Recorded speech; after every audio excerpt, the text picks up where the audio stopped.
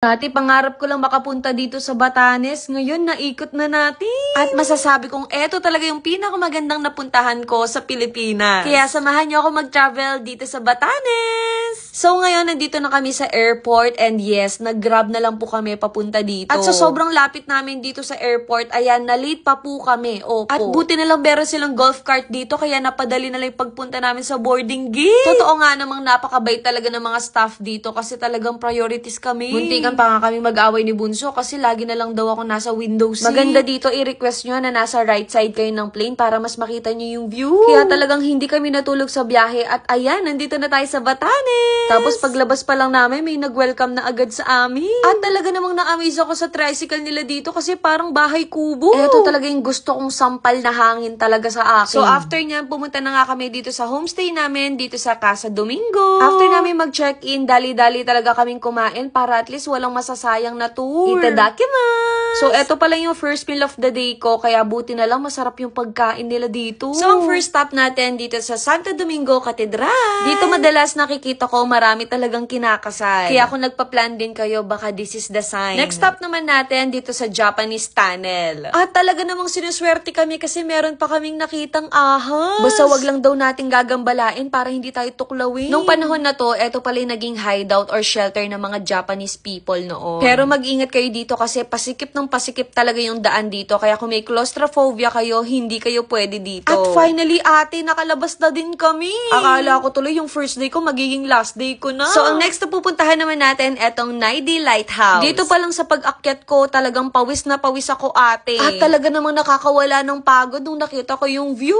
Sobrang Latina, Batanes. Ngayon, nandito naman tayo sa last stop natin, which is ang Rolling Hills. Ito yung tourist spot nila na talagang marami nagpo-propose, kaya sana all. So, eto na nga yung second day namin dito sa Batanes. So, kailangan muna nating sumakay sa bangka papuntang Sabtang Island. Pwede mo din palang idala yung motor tsaka tricycle nila dito.